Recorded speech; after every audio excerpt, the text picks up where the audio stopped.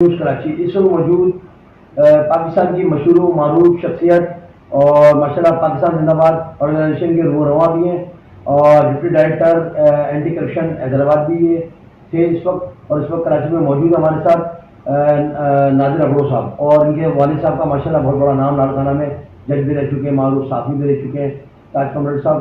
تو سر آپ کا شکریہ، آپ نے قیمتی وقت دیا، اور سر اس وقت 14 اگست آ رہی ہے، ہماری یوم آزادی کا دن آ رہا ہے، تو بس آپ کے بعد ہم اس لیے حاضر ہوئے کہ سر 14 اگست کے وجہ سے آپ کا عوام کو پیغام دیں گے اس وقت جو حالات اس ملک کو پاکستان کی چل رہے ہیں۔ جی سر۔ اعوذ باللہ من الشیطان الرجیم، بسم اللہ الرحمن الرحیم۔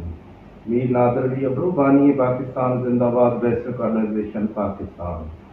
میں بڑا مشکور ہوں آپ کا کہ آپ نے ٹائم نکالا، میرے پاس آئے اور 14 اگست کے حوالے سے سوال کیا ہے۔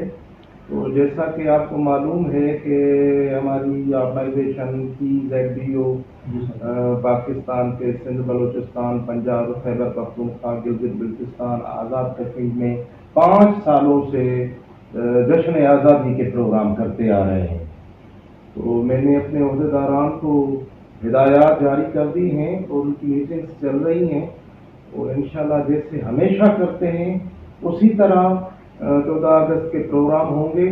اور ماشاءاللہ ہمارے جو پنجاب کے ہیں لیفٹیننٹ جنرل عبدالقیوم صاحب جو چیف پیٹرن ہیں، یا جو ہمارے حمید گل صاحب کے ثبوت ہیں عبداللہ صاحب، وہ چیئرمین ہیں، اور آزاد کشمیر کے سردار عثمان صاحب ہیں جو سردار عبدالقیوم صاحب پرائم منسٹر پریزیڈنٹ رہے کشمیر کے، ان کے بیٹے صدر ہیں۔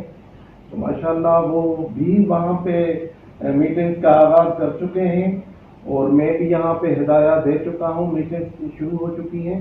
انشاءاللہ بہترین پروگرام ہوگا ہر سال کی طرح۔ ٹھیک ہے، شکریہ۔